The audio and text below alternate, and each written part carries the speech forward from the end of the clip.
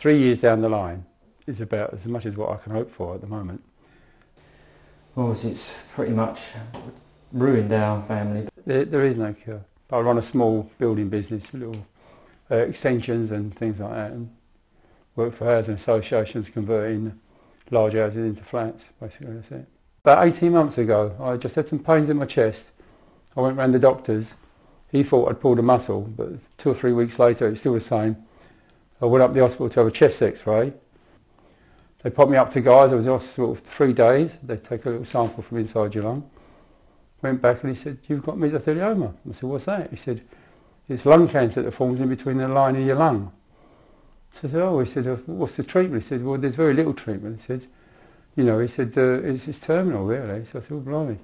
Well, if I'd have known about it when I was a teenager, when I first used asbestos, it was only a small time, it was only maybe once or twice a year. Obviously, I would have put a mask on, or I would have refused to use it. But I knew nothing about it then, nothing at all. It's taken away 85% of what I used to do, really. So I've been in hospital for probably 3 months. I've gone through quite a lot of pain, and my life has been cut short. If I'm very lucky, I say I've got 3 years left. It may not be that long, it may be a year. Well, mesothelioma is, for many people, a hard word to say, and it's a disease that many people have never heard of, but it doesn't mean it's not a major healthcare problem. And we're in the middle of an epidemic here in the United Kingdom, and over the next 5 to 6 years we're expecting that epidemic to peak, with more people dying of asbestos-related disease than of road traffic accidents. So this is a major issue, and it affects young people across the country.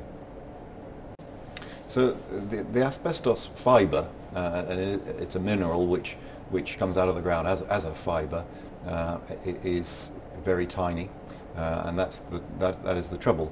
This is a mineral that can form a dust and enter the lungs, and because of its very tiny diameter can penetrate very deeply into the lungs. So I think younger people working in trades which could potentially expose them to asbestos need to remember that this is not an old man's story, and asbestos is still ubiquitous in buildings constructed really right up until the end of the last century of the 20th century.